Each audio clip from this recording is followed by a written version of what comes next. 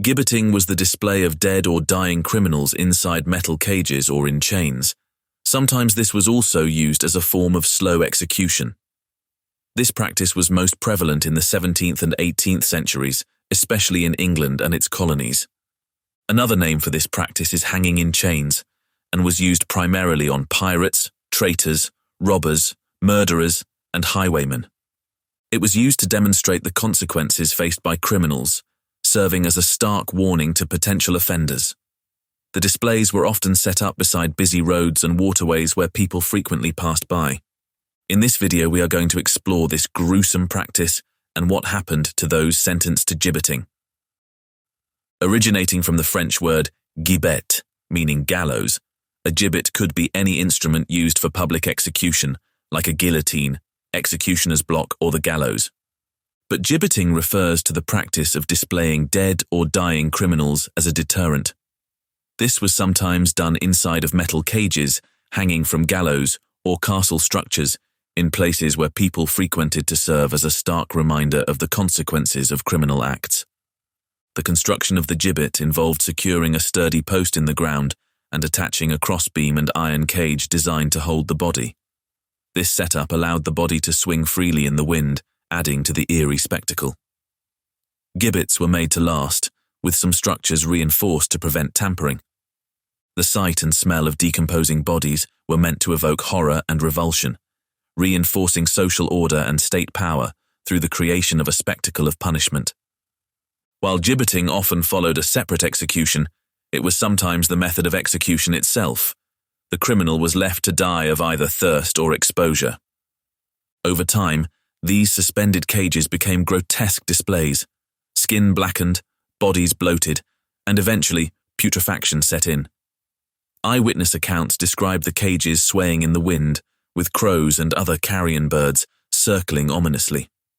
Such descriptions underscore the vulgarity of the practice and the lengths to which authorities would go to maintain order. There are accounts of bodies being left so long that their bodies completely decomposed or were eaten by birds so that only the bones remained, after which the bones were scattered or taken to be kept as gruesome relics or talismans. A place where this was practiced was the execution dock along the River Thames in London. This place was used for 400 years as a place for executing mutineers, pirates, and smugglers.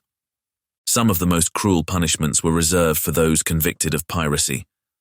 Notable pirates were often gibbeted post-execution as a grim showcase of their fate.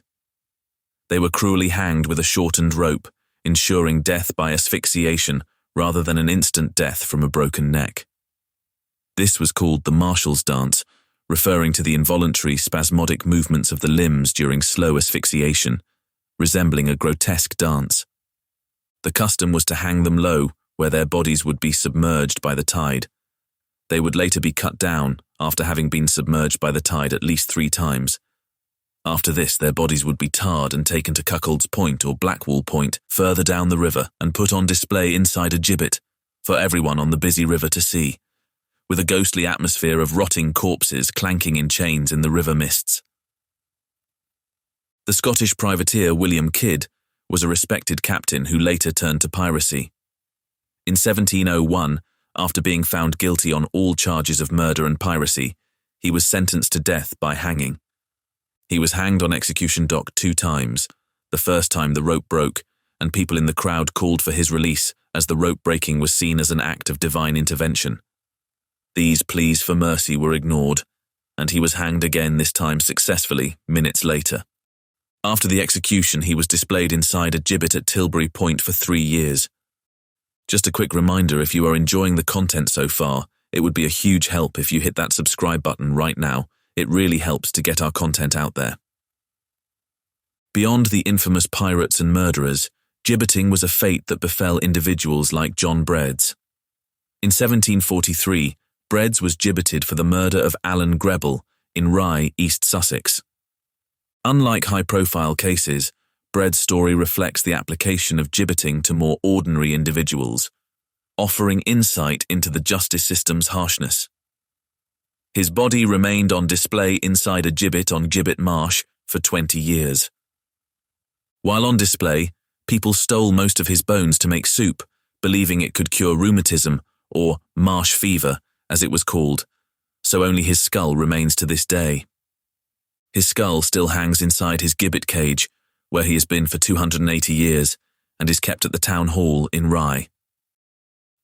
The Munster Rebellion in Germany, marked by radical Anabaptist control over the city of Munster, culminated in a brutal suppression that underscored the era's harsh punitive measures. In 1535, the Prince-Bishop Franz von Waldeck's forces decisively defeated the Anabaptist army, leading to the capture of its leaders. John of Leyden, the rebellion's figurehead, was discovered hiding in a cellar and subsequently imprisoned in a dungeon in Dulmen before being brought back to Munster for his punishment. On January 22, 1536, John of Leyden, along with his principal co-conspirators Bernhard Krechting and Bernhard Knipperdolling, faced excruciating torture, followed by execution. The ordeal began with each man being fastened to a pole by an iron-spiked collar. For a harrowing hour, their flesh was torn with red-hot tongs. The psychological torment was compounded by the sequential nature of the torture. For instance, Knipperdolling, after witnessing John of Leyden's suffering, attempted suicide by strangulation with his collar. The executioners intervened, securing him to prevent self-inflicted death. The final act of cruelty involved the mutilation of their tongues with tongs, symbolizing a silencing of their radical voices, before each was killed with a thrust of a burning dagger through the heart. Post-execution, the bodies were encased in iron cages and suspended from the steeple of St. Lambert's Church, a grotesque display intended as a warning against rebellion.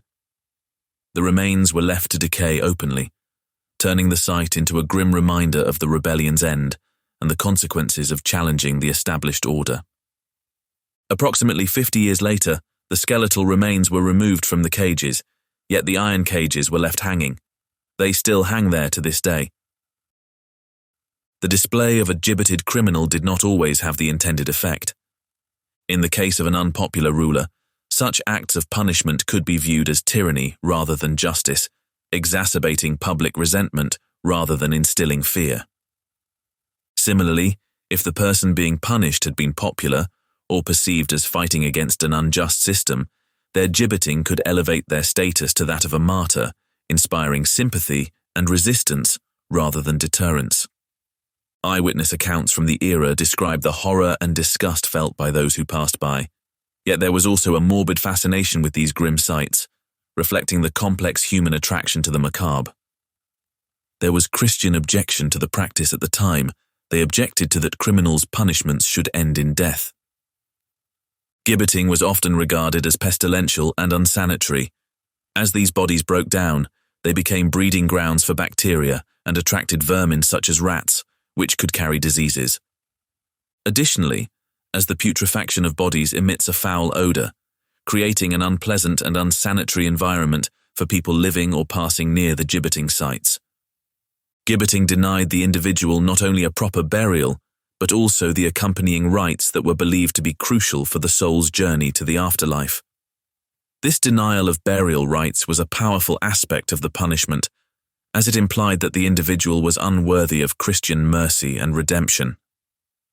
The display of the body served as a physical and symbolic reminder of this divine rejection, reinforcing the criminal's exclusion from the community both in life and in death. The dishonor associated with gibbeting extended beyond the individual to their family and broader community. In a society where honor and reputation were closely linked to family lineage, the gibbeting of a family member was a public stain on the family's honor. This aspect of the punishment was intended to reinforce social order by demonstrating the consequences of transgressing not only the law, but also the moral and social codes of the time. Gibbeting was typically reserved for the most heinous crimes. The legal process leading to gibbeting involved a trial and a subsequent sentence of death, after which the body would be displayed. The decision to gibbet a criminal was not taken lightly. It required a judicial sentence that specifically stipulated gibbeting as part of the execution process. This inclusion in the sentence underscored the severity of the crime and the state's response to it. The practice of gibbeting fell out of favor, and was largely abolished in the 19th century. The last two men gibbeted in England were William Jobling and James Cook, both in 1832. Do you think such extreme measures were effective in deterring crime, or did they merely reflect the harshness of the justice system of the time? Leave your thoughts in the comments section below and share your perspective on this grim chapter of history. Thanks for watching. Please like the video, comment if you have any thoughts, and subscribe if you want to see more content, as we release a new one every week.